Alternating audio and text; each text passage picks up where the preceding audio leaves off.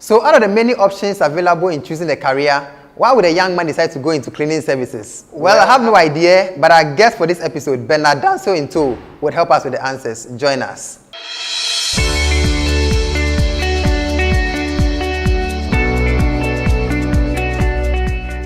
Ladies and gentlemen, you are welcome once again. This is the episode 6 of Talent Masters Show with me, Maxwell Mensah, the Talent Man.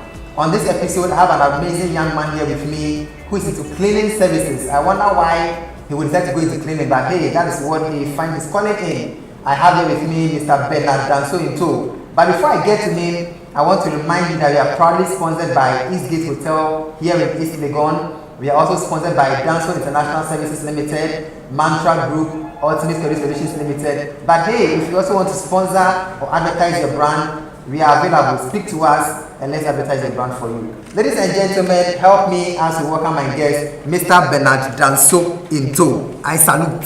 Thank you. My boss, I salute. Thank you. Hey! It's been a long time we wanted to have this interview. Time shuttles and busy here and you know that. I mean, this is a young man who is doing amazing. I mean, as you get to the interview, you get to know what he does and you'll be amazed. His drive, his passion, his commitment. He's got a team, no sleep, low key. Boys will be big, but then do chatting. Charlie, my guy, welcome once again. Thank you. So Bernard, who are you? What do you do? Okay, well, others have described me a man with many parts. I see myself as a humble servant wanting to help a society or the community out there and also help develop my country where I find myself in.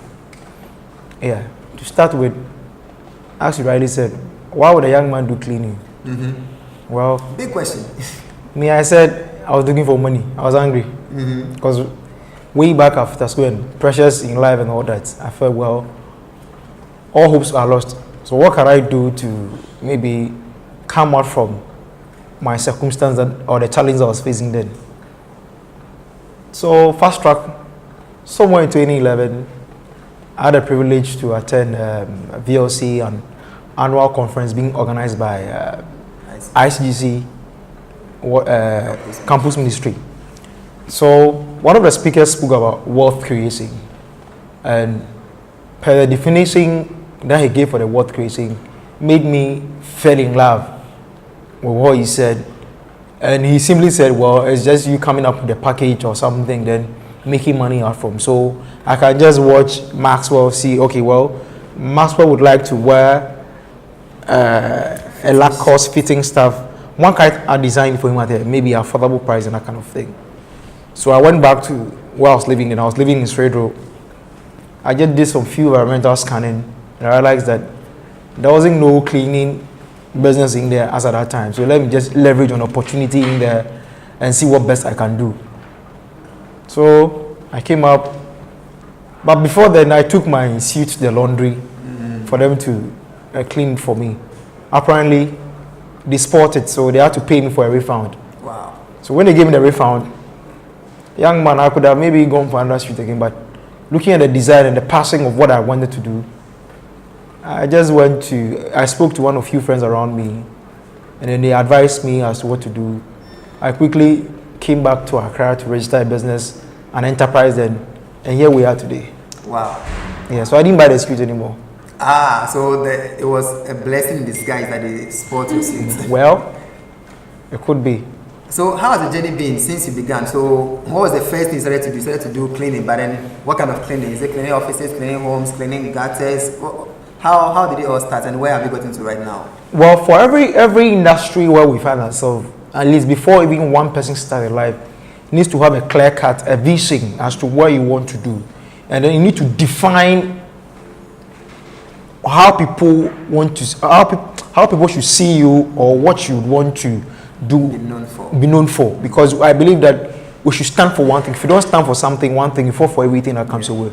So we see people like, let's say Henry Ford, where you can identify Henry Ford with Ford cars, Microsoft, Mark Zuckerberg, and all those.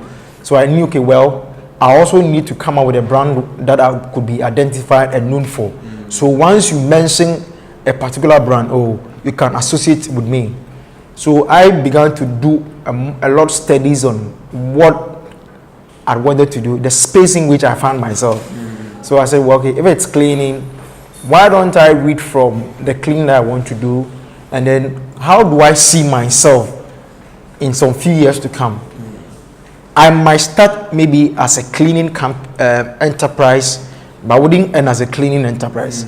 I've always seen myself to be, let's say, an FM company. When we say FM, it simply means a facilities management company. Okay. So cleaning forms part of facility management. So as you move day in and day out, you begin to get a true actualization, or you see the vision as to where you want to place it on the map, or So where you want to go. The picture becomes clearer as you begin and as you climb. Exactly. Every vision is not clearly defined from the onset. Exactly. If it's defined from the onset, then it's not the vision. Very true. You began as a cleaning company. Yeah. You're looking to go into facility management. Where do you think you have reached currently? Okay, currently, would say we're almost at the verge of a facility management company. Okay. Looking at the structures we've put in place, because a lot is being required in the FM company. Facility management is a very broad scope where other things come to play. And where we are now as a company, yes, we are the verge now, because in terms of our, let's say, our corporate governance, our structures and everything, we are in to zoom up into the FM company, of which very soon we'll just launch out our FM company. Wow. Yeah. For me, I think that one of the good things you have done as a young business guy is to have a management board of directors, who are sitting to help you to focus on what exactly you have been called out to do. How do you think your board has been beneficial to what you do? Okay, well, to every height and depth of every business depends on the vision and the mission again. We as a company said that within the space of the next 5 years, we want to compete with multinationals, both on the local and international platform. Now, how do we get there? How do you get there? It has to do with your systems and structures that you have in place. Now, a key or a core area that one needs to bring to bear is your corporate governance. Now, for a want of a good word, sometimes when we hear corporate governance, it sounds very big. But in a plain language, corporate governance simply means that, okay, your advisors and those who watch your back in terms of your spending, they are not involved in the day-to-day transactions, but at every quarter, we keep them we update them as to whatever is happening. So, for instance, if you are looking for a business somewhere, and then we have maybe a company, about 6 companies competing for one job. Now, in terms of procurement details and assessments, they would like to know the brain. So, board of directors, once again, are the brain of the company, because they advise, they make sure your spendings, we have something called fictitious spending. You don't spend anyhow, because, young man, you've seen more money come into the business and you want to be leaving some useful exuberance and extra. So they will sit there and warn you that, look, where you are going, it will lead into a ditch. I could recall somewhere 2017 where I was so very enthused, I was so happy about a portfolio I wanted to launch out. In one of our board meetings, board chairman said, young man, this is not the good time for you to launch out on this thing. Then another board director said, no, we don't think, eventually another board director said, no, that's not the space for you to do now. When we closed for the board meeting, I felt very sad in going home. I was like, these people, I have some crazy idea. But later, I really appreciate what he told me. I said, wow, so this thing was going to push me in there. Yes. The challenges most businesses are facing today is that, one, we feel we know everything, which is very wrong. We feel we can do everything, which is very wrong. Every business that you are offering, somebody has done it before. And there's no difference in what you are selling out there and that kind of thing. What makes the business you're offering is the professionalism we attach. So there wouldn't be any challenge where you go to your predecessor and then ask them, or you learn from their mistakes, then you build upon it. Because some mistake that they do, they wouldn't like you to repeat it. Sure. But in the upcoming days, we think we know everything. So your board has really helped you to shape your vision and Exactly. to guide what you do. That you don't do things just because you want to do them because you think you have an idea, but then you do the right things that will project your company or your brand to the height that you want to get to. Exactly. So currently, do you think that where you have gotten to as a company, you are proud of? Will you say you are proud of where you've gotten to? Sure. I really appreciate how far we've come because looking back, how we started, when we started, we had about 99% individuals or people not believing the vision that we're carrying. I could recall moments where we even said we're offering free services to some clients. They said no, they didn't believe in this vision. But here's the case: they are paying money, for the services. Yes, with every vision that you have or with every dream that you want to pursue, you have about 90% of people telling you it will not work. Definitely. The reason being, when you had the dream or the vision, they weren't there with you. That's one. Now, the society in which we live or our educational system has taught us that, okay, well, go to school, look for a white-collar job and make money. But I feel that we go to school to acquire knowledge, and then based on the knowledge we've acquired, we can create something out of that, and then even perfect it to what we are looking out for. But we see that there's a missing link between within the environment where we find ourselves or within our country. You see everybody right now coming up, I'm an entrepreneur, I'm a CEO and that kind of thing. But I realize that when you should have deep thought with them, as in thought or talk with them, you realize that they are shallow. They don't really know what they don't even know what. So you have people using titles like CEO, which is being loosely used because titles comes with a lot of responsibilities. If you are calling yourself a CEO, how many business have you managed? That's one. How many business failures have you had? That's another one thing. How many salaries have you paid to staff? It's another one thing. And how many success have you won? It's another one thing. It's a whole lot. I mean, it's a whole package on its own. Yes. You know. After you've gone through all these things, then you respect your predecessors who have made it up there, and then you respect the environment, the industry where you find yourself. What you are doing, is it profitable? 100%. 100%. 100% profitable. Can you mention the various areas you make money from, the various services you offer that you make money from? So you offer services like... So we at Dance World, we offer services like commercial cleaning, landscaping and garden maintenance, fumigation and pest extermination services, supply of janitorial products. Okay, let's not go too much. So we mentioned everything today. So you make money. You make money from all these areas. Exactly. So if I'm somebody who wants to follow your footsteps, I want to learn from you, and I want to also get into what you're doing, would you advise me to actually get into it because it's profitable enough? Let me make a statement before I proceed. I could recall in moments where one day my father sat me and said, so if you are going to get married and then the lady you want to marry, you meet their family people and they ask you that, okay, what work are you doing? What are you going to say? Because everybody there will say, okay, I'm a lawyer, I'm this. I said, well, me, I'm a cleaner. And I'm not ashamed to say I'm a cleaner because one way or the other, God has given us one thing that will shoot you to the limelight. Definitely. Kiyosaki one day made a profound statement that it's not what the profession or the course that we read in school bring us to limelight. So that's why you could see people reading huge courses and that kind of thing, but I know they can't even say or can't boast of anything meaningful. They can't do anything profitable with whatever they Exactly. It's a very profitable venture. No two ways about that. I'll urge people and I encourage individuals that those who want to go into the space shouldn't feel ashamed of entering in there. Because the only work that you can have access to the president's bedroom is cleaning. It's cleaning, definitely. It's true. The only work that you can have as the president's bedroom is cleaning. And this work have opened me up. I've met, very, very resource people and more valuable people in the industry I found myself. Now, before you get to the very final part of this interview, I want to find out, would you call yourself a master of what you do?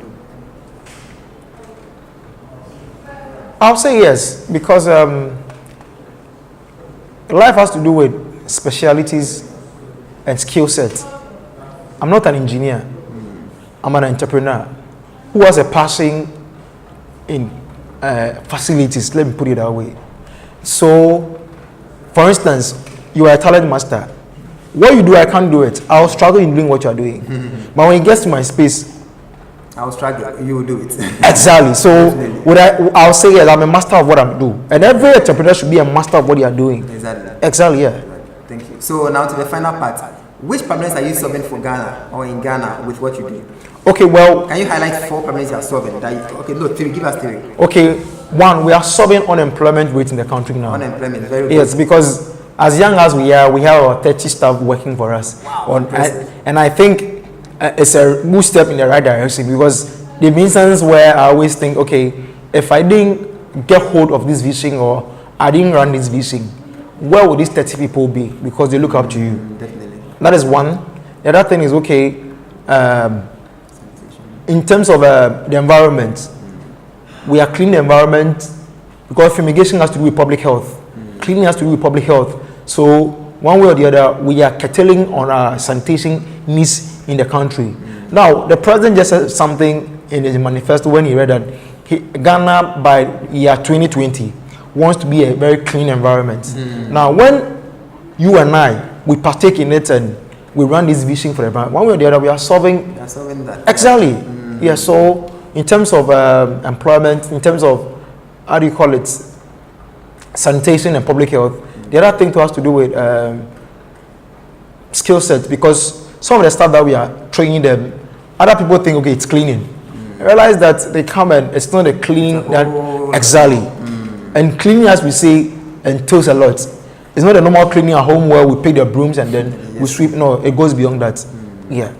Wow. So these are the 3 main areas that we are helping. And also we pay taxes to the government. So the government is also helping. Exactly. Nation building, we are building a nation as well. Yeah, so government give us some huge tax and we pay and then you're making money out of that. That's a very vital point to make about paying taxes. You know, not many of us pay taxes, but we encourage all of you, let's pay our taxes before they come holding us by the belt. In closing, I just want to say something here.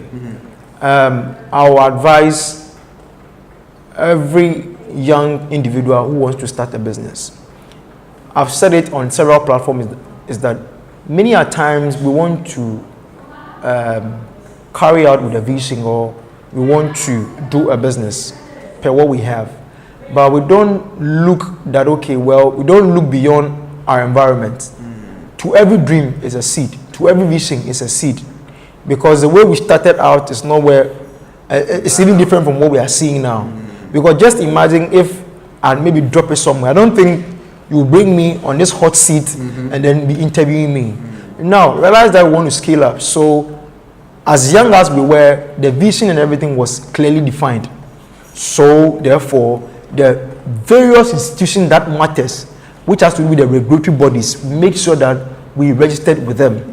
And this is this is an area many entrepreneurs are not conforming with.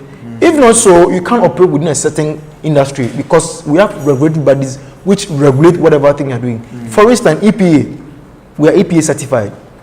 So anytime we are carrying out service for you, let's say we are offering fumigation services, once we are EPA certified, then exactly, it's very authentic, because the chemicals and everything is being regulated by EPA. But how many people want to do that? We shouldn't try cutting corners in business. If not so, they will expose us at a time that we don't expect it. Wow.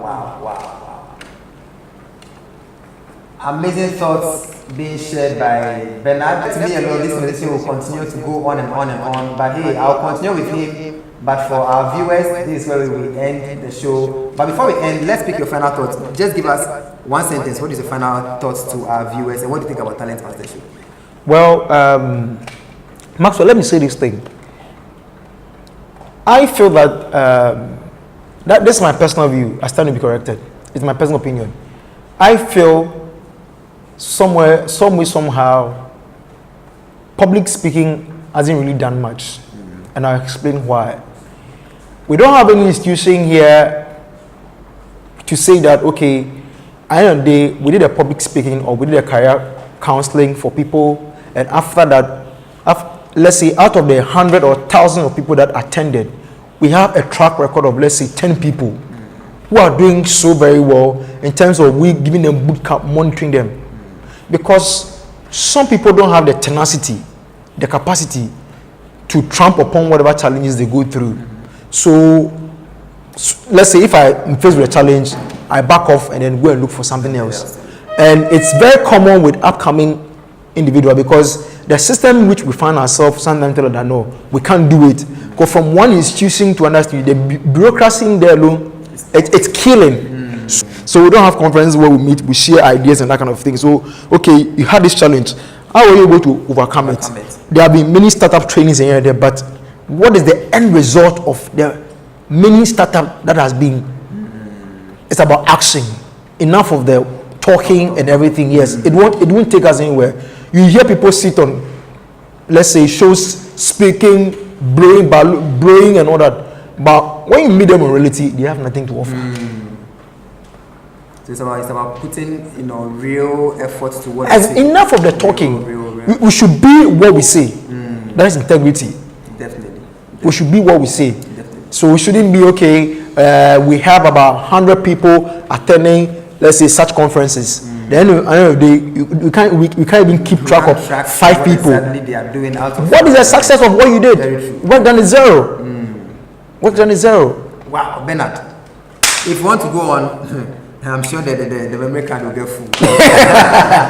So I really appreciate the opportunity given me once again to speak. And I know there's a whole lot of people who would want to be on this platform, but I don't take it for granted. Anytime people give you the opportunity, you need to appreciate what he's done for you, and I thank you very much.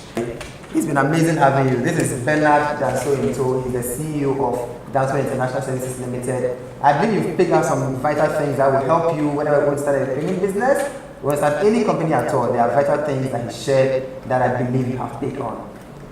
Talent Master Show is proudly sponsored by Eastgate Hotel here in East Legon, where we are currently having our shoot. We are also sponsored by Danso International Services Limited, Mantra Group, Majestic Group, Police Solutions Limited, Mantra Group, Chicken Plus, and indeed, if you also want to come on board to be our sponsor or advertise your brand, we are available. Just speak to us. Ladies and gentlemen, this has been episode 6 of Talent Master Show with me, Maxwell Mensah. Catch you on the next episode.